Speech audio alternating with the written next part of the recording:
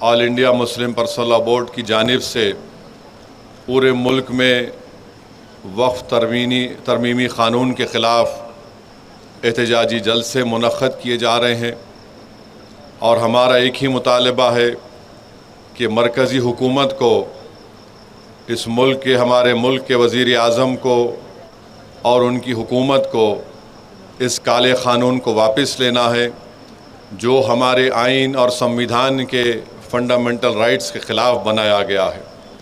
और हम अपने मुल्क के हमारे हिंदू भाई बहनों से, सिख भाई बहनों से और दीगर मज़ाहिब के मानने वाले तमाम अफराद से कहना चाहते हैं कि हमारा ये एहतजाज किसी मज़हब के ख़िलाफ़ नहीं है। हमारा एहतजाज इसलिए है कि हम ये बताना चाहते हैं कि हम अपने मज़हब के तरीक़े से और अपने मज़हब के बताए हुए रास्ते के तहत हम अपनी ज़िंदगी को गुजारना चाहते हैं। और जैसा कि आपने अभी सुना मुअज़्ज़िज़ उलमा इकराम के बसीरत व फ़रोज़ ख़िताबात के ज़रिए कि वफ़ मुसलमानों के लिए एक इबादत है। हमारे मुल्क के तमाम मज़ाहिब के मानने वालों को समझना ज़रूरी है कि हमारा देश भारत एक फूल के गुलदस्ते की तरह है और अगर एक फूल भी मुरझाया जाएगा तो गुलदस्ता नहीं कहलाएगा। हमारा मुल्क एक गुलदस्ते की तरह है और कोई बीजेपी आरएसएस के लोग अगर ये कहेंगे, आवाज़ नहीं आ रही, सबको आ रही, आवाज़ नहीं आ रही, हाँ आ रही मौलाना, दिल्ली तक पहुंच रही आवाज़ ये।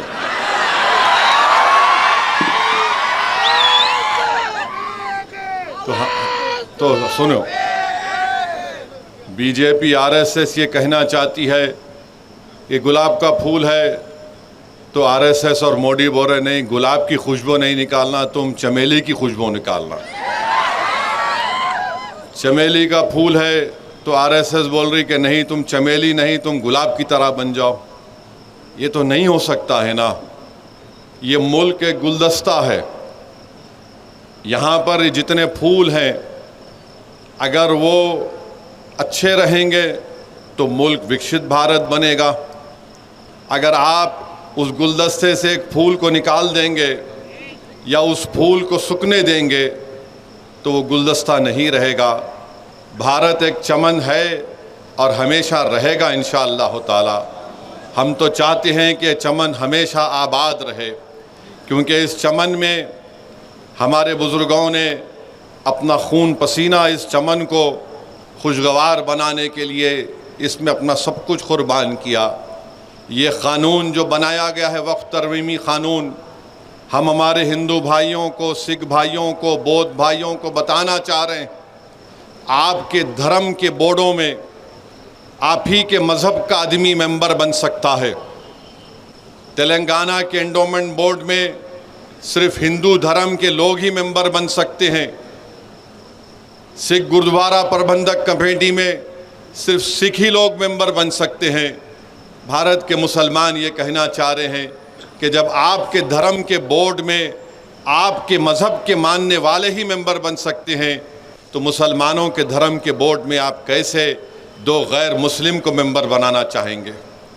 हम यही कह रहे हैं कि आपके धर्म के बोर्ड में लिमिटेशन का क़ानून लागू नहीं होता है। लिमिटेशन के क़ानून का मतलब यह है कि अगर नलगुंडे में किसी एंडोमेंट की या मंदिर की या मूर्ति की जायदाद पर अगर कोई कब्ज़ा करके 25 साल से भी बैठा है तब भी वो मालिक नहीं बनता। मोदी ये कह रहे हैं कि अगर मुसलमानों की वफ़ की जायदाद पर कोई काबिज़ होता है उसको सिर्फ 12 साल दिखाना पड़ेगा कि वो काबिज़ है तो मैं उसको मालिक बना दूंगा। बताइए आप कौन सा इंसाफ है ये? आप बताइए कैसा कानून है ये कि हमारे मुल्क में आदिवासी लोग रहते हैं और आदिवासी लोग मुसलमान भी हो सकते हैं। पार्लियामेंट में कांग्रेस पार्टी से लक्षद्वीप से एक मुस्लिम एमपी है, हमदुल्ला सईद उनका नाम है, मुसलमान है, आदिवासी हैं, ट्राइबल हैं।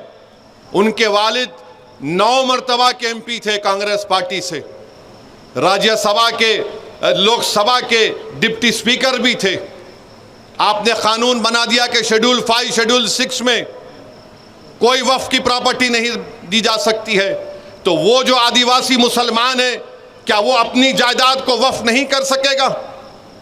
क्या ये हमारे भारत की आईन के आर्टिकल 14 के खिलाफ नहीं है, आर्टिकल 15 के खिलाफ नहीं है, आर्टिकल 26 के खिलाफ नहीं है, आर्टिकल 29 के खिलाफ नहीं है? इस तरह का कानून बना दिया गया। उत्तर प्रदेश में, हरियाणा में, पंजाब में वक्फ इवैक्यू प्रॉपर्टीज है।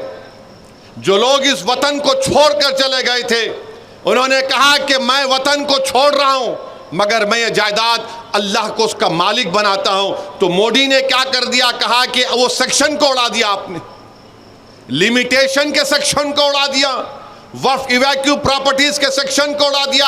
अगर नलगुंडे में कोई वक्फ इवैक्यू प्रॉपर्टी है तो वक्फ की प्रॉपर्टी नहीं रहेगी, कलेक्टर उसका, गवर्नमेंट उसकी मालिक बन जाएगी। आप कहां से वक्फ को बचा रहे हैं बताओ? फिर कानून यह बना दिया गया कि 6 महीने के अंदर वक्फ के पोर्टल के ऊपर आपको मौजूदा वक्फ को रजिस्टर करना पड़ेगा, और अगर 6 महीने में नहीं करे तो वो वक्फ नहीं रहेगा, कोर्ट को जाओ।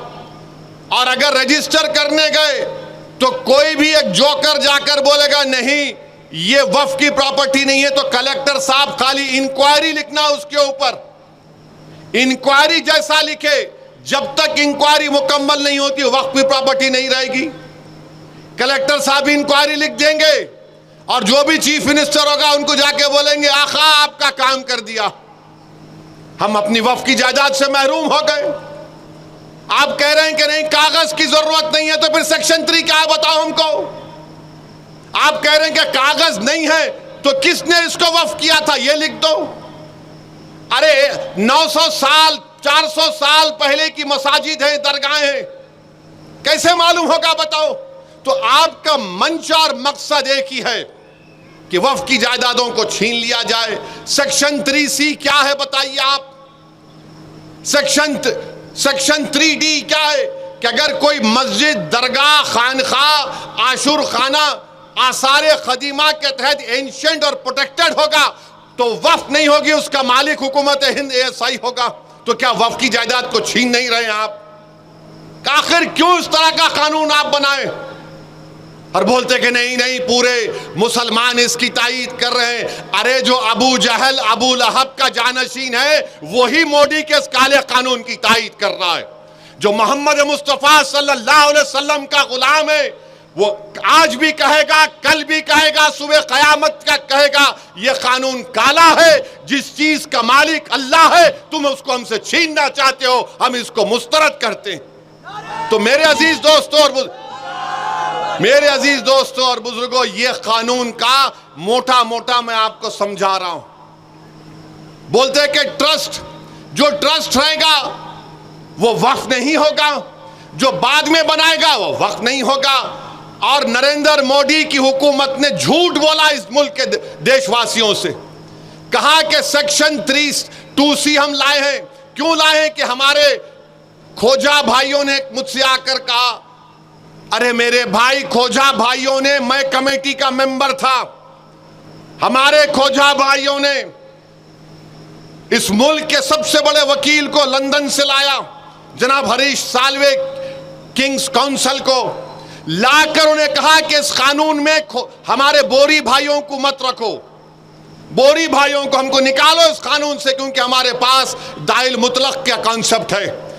आपने उनके कंधे पे रख के तोप चला दी। मोदी ने 2C क्यों लाया? क्योंकि इस मुल्क का सबसे दौलतमंद आदमी ने बंबई में खोजा बरादरी के यतीम खाने को खरीद कर, गैर कानूनी तौर पर खरीद कर, जो वक्फ की जायदाद थी 20 या 22 करोड़ में, वहां पर उन्होंने अपना आलीशान महल बना लिया। तो आज मोदी बोलते हैं कहा बीजेपी वाले, हमने खोजाओं को मेंबर बनाया। तुमने 2C इसलिए बनाया ताकि वो शख्स जो यतीम खाने पर अपना महल तामीर किया उसको फायदा हो जाए। ये इसकी हकीकत है इस कानून की। ये कानून वक्फ की जायदादों को बचाने के लिए नहीं बनाया गया है, ये कानून वक्फ की जायदादों को लूटने के लिए बनाया गया है। पूरे रूल मेकिंग पावर्स, इस कानून के रूल मेकिंग पावर्स हुकूमत हिंद बनाएगी। तो क्या करेगी रियासती हुकूमत? अचार डाल के बैठेगी? कानून बनाने का काम तो रियासती हुकूमत का, उसके रूल्स बनाने का काम आप पूरे वो भी अख्तियारात छीन लिए जो फेडरलिज्म के खिलाफ है। मोदी बोलते हैं कि मैं मुस्लिम बहनों का, बेटियों का भाई हूं। कहां के भाई हैं आप? वफ़ का औलाद है। अगर कोई नलगुंडे में यह डिसाइड करता है, फैसला करता है कि मैं अब जिंदगी के आखिरी मरहले में आ गया हूं, मैं अपनी पूरी जायदाद को वक्फ अल औलाद करता हूं, इसका मालिक अल्लाह होगा और इस जायदाद से जो फायदा होगा मेरी औलाद को उससे फायदा होगा, तो मोदी फजीलतुल शेख हैं, हजरत मौलाना है। माने पूरे दुनिया के उलेमा एक तरफ, मोदी का इल्म एक तरफ। यकीनन हजरत इब्लीस खुश हो रहे होंगे तुमको देखकर। क्या कह रहे हैं कि नहीं आप वक्फ अल औलाद कर सकते हैं मगर बच्चों का हक नहीं मारना। अरे तुम होते कौन हो? मेरी जायदाद है, मेरी जायदाद है, मैं अल्लाह को उसका मालिक बना रहा हूं। तो कहां बेटी, कहां भाई, कहां बाप, कहां मां? मैं इन सब के ऊपर अपने रब को मानने वाला हूं। मैंने कहा कि रब को मालिक बनाता हूं। तो मोदी बोल रहे नहीं, बेटी का हिस्सा नहीं मारना। अच्छा, वो जो बच्ची जब आप चीफ मिनिस्टर थे, जिसका गैंग रेप उसके पड़ोसियों ने मिलकर किया था, उस बच्ची का जिसका नाम बिल्किस बानो है, आपकी हुकूमत ने, आपके होम मिनिस्टर ने, देश के होम मिनिस्टर ने उस बच्ची की अस्मत रेजी करने वालों को, उस बच्ची के सामने उसकी 6 महीने की बच्ची को जान से मारने वालों को आपने छोड़ दिया। सुप्रीम कोर्ट ने उस पर रोक लगाई। क्या मोदी और बीजेपी के लोग बिल्किस बानो की आंख में आंख डाल के बात कर सकते हैं? नहीं कर सकते आप। अरे ये हमारी जायदाद है। आइन, हमारे आइन में आर्टिकल 300 क्या है जो हमको अख्तियार देता है हम किसको भी दें। हमारे हिंदू भाई जानते हैं, अगर हमारे हिंदू भाइयों के पास सेल्फ एक्वायर्ड प्रॉपर्टी होगी तो वो अपनी किसी भी, अगर 2 औलाद है तो एक को पूरी जायदाद दे सकते हैं, या उनको भी नहीं दे के मोहल्ले में किसी को दे सकते हैं विल पावर के जरिए। तो विल पावर आपके पास और हम अपनी जायदाद को अल्लाह को मालिक नहीं बना सकते।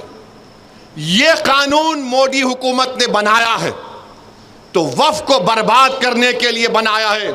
तो आपको और हमको इत्तेहाद को अपने मजबूत रखना है, मुत्तहिद रहना है। All India Muslim personal law board जो भी प्रोग्राम देगा हम उस पर अमल करें और इंशाअल्लाह ताला हमारा एहतजाज जारी रहेगा। कानून को वापस लेना पड़ेगा, हम एहतजाज को खत्म नहीं करने वाले हैं इंशाअल्लाह ताला। हम अपने वजूद को मिटने नहीं देंगे।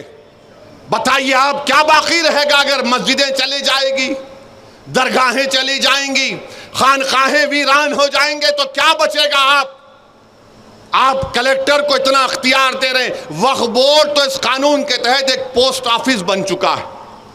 अगर आज आप कोई प्रॉपर्टी देना चाह रहे तो कलेक्टर फैसला करेगा कि आप मालिक है या नहीं।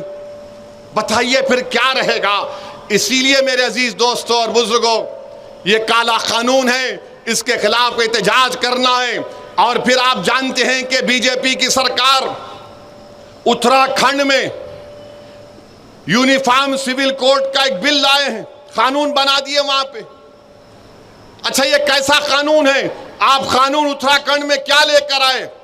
उसमें आपने एक एक्सेप्शन दे दिया। क्या एक्सेप्शन दिया आपने? कि हिंदू अनडिवाइडेड फैमिली पर यह कानून लागू नहीं होगा, आदिवासियों पर यह कानून लागू नहीं होगा। क्यों नहीं होगा भाई? कैसे नहीं होगा बताओ? हिंदू अनडिवाइडेड फैमिली पे कानून लागू नहीं होगा? अरे क्या कोई हिंदू अपनी शादी मुसलमानों के तरीके से कर सकता है? नहीं कर सकता। क्या एक मुसलमान हमारे को हिंदू भाई बहनों के तरीके से शादी कर सकता है? नहीं कर सकता है। आपका कानून के तहत आप अपनी जिंदगी और अपनी शादी और अपनी मौत के तरीकों को अपनाएंगे, अपनी जायदाद के बंटवारे को तरीका अपनाएंगे। मैं अपने तरीके से मुसलमान हूं, मगर मोदी बोलते नहीं। फिर आप एक्सेप्शन देते हैं उसमें कि हिंदू अनडिवाइडेड फैमिली पर उत्तराखंड में आप बताइए, अगर मैं तलाक देना चाह रहा हूं तो मैं अपने तरीके से दूंगा। मोदी बोल रहे नहीं, तलाक इस तरीके से देना जैसा मैं बता रहा हूं। अरे भाई ये तो बताओ भाभी कहां है फिर? मैं उनको नहीं बोल रहा हूं, मैं बोल रहा हूं आपको। मैं आज तकरीर के आखिर में बोलूंगा भाभी का मतलब क्या, अभी नहीं। मौलाना बैठे हुए हैं। उत्तराखंड का यूसीसी दफा 25 की खिलाफ वर्जी करता है। क्या कोई हमारी शादी हमारे मजहब से अलग है क्या, बताओ आप? अच्छा कोई मजहब के मुताबिक नहीं करना चाह रहा, जाओ स्पेशल मैरिज एक्ट है, स्पेशल मैरिज एक्ट है। जायदाद आप इस्लामी तरीके से नहीं देना चाह रहे, इंडियन सक्सेशन एक्ट है, जाओ। एडॉप्शन करना चाह रहे आप, जाओ, एडॉप्शन एक्ट है, ये सेकुलर एक्ट है, उसको इस्तेमाल करो ना। यूसीसी तो इस मुल्क में 3 कानून है, मगर नहीं, आप उसको चेंज करना चाहते हैं। तो उत्तराखंड का यूसीसी आर्टिकल 25 के खुली खिलाफ वर्जी करता है। अच्छा, आर्टिकल 25 क्या बोलता है? हर एक को जमीर की आजादी है, जमीर की आजादी। कोई बोलेगा कि नहीं मैं शादी नहीं करके, हम बालिग हैं, हम औरत और मर्द हैं, हमारा जमीर हमको कहता है हम शादी नहीं करेंगे, कानून इजाजत देता है। मेरा जमीर यह बोलता है कि तुम किसी गैर महरम को हाथ भी नहीं लगा सकते जब तक तुम निकाह नहीं करते, ये हमारा जमीर है। तब जमीर का एक हो सकता है किसी का, बताइए आप? नहीं हो सकता है। तो ये उन्होंने ये कर दिया। आर्टिकल 14 का वायलेशन है कि सिर्फ अनडिवाइडेड हिंदू फैमिली पर और आदिवासियों पर लागू नहीं होगा। तो मेरे अजीज दोस्तों और बुजुर्गों, इसी उत्तराखंड में 170 मदरसों को सील कर दिया गया। क्यों सील किया गया? कि उनके पास रजिस्ट्रेशन नहीं है। और आपको जानकर तकलीफ होगी कि मदरसों को एस्टैब्लिश करना आइन के दफा 30 के तहत right to establish and administer की बात करता है। फिर उत्तर प्रदेश में 350 मजहबी मुकामात को, जिसमें मदरसे हैं, मस्जिदें हैं, मज़ार, ईदगाहें, उनकी निशानदेही कर दी गई और सीलिंग कर दिया गया या फिर उसको डेमोलिशन कर दिया जाएगा। मई 10 और 11 को 104 मदरसों को, एक मस्जिद को, ईदगाहों को ये कहे कर तोड़ दिया गया कि ये पब्लिक और किसी की जाती ज़मीन पर श्रावस्ती में बनाई गई है। तो मेरे अजीज़ दोस्तों और बुजुर्गों, ये हालात हैं। और फिर गुजरात में बीजेपी 1998 से पावर में है, 25 साल से पावर में।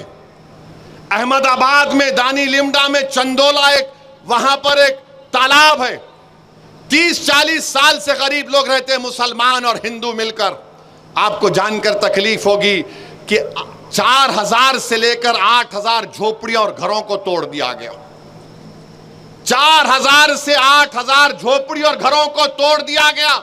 और क्या कहा गया कि यहां पर से बांग्लादेशी निकले हैं। अरे भाई, 25 साल से आप हुकूमत कर रहे हैं, आपने 1900-2000 लोगों को वहां से पुलिस ने उठाया, 90% लोगों को आपने छोड़ दिया कि भारत के नागरिक है। मगर आपने 4000, मीडिया के रिपोर्ट्स है, 4000 से लेकर 8000 के दरमियान झोपड़ी और घरों को तोड़ दिया। बताइए कहां जाएंगे ये गरीब?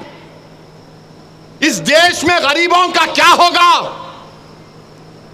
क्या गरीब अगर मुसलमान है, हिंदू है, दलित है, बैकवर्ड क्लास है, आज वो दलित रोड पर है, बांग्लादेशी क्या करना है? अच्छा, अगर बांग्लादेशी है तो फॉरेनर्स ट्राइब्यूनल क्यों है? 25 साल से आप हुकूमत में है। मैं पढ़ कर तकलीफ होती है कि उन पर क्या गुजर रही होगी।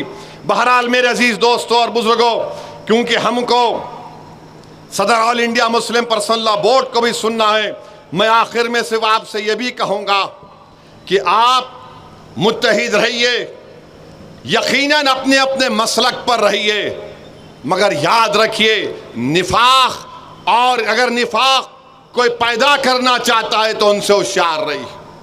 मुझे मालूम हुआ कि नलगुंडे में बाज लोग ये उम्मीद कर रहे थे कि बारिश होगी तो जलसा नहीं होगा। प्यारे, बारिश नहीं हुई है। अब जो आवाम देख ली, अब तुम पे जब बारिश होंगी आवाम की, तो जरा तैयार रहना वो बारिश के लिए भी। मेरे अजीज दोस्तों और बुजुर्गों, अपनी मस्जिदों की हिफाजत करिए, मस्जिदों को आबाद रखो, अपने खानखाहों को आबाद रखो, अपने दरगाहों को बचाओ। इबादत गाहों को बचाइए। और याद रखिए कि गज़ा में पिछले 2.5-3 महीने से कोई खाना गज़ा के फ़लस्तीनियों के पास नहीं है। 4,80,000 लोग भूखे हैं, जिसमें 70,000 बच्चे हैं और 17,000 हमारी बेटियां हैं। कोई खाना नहीं है उनके पास।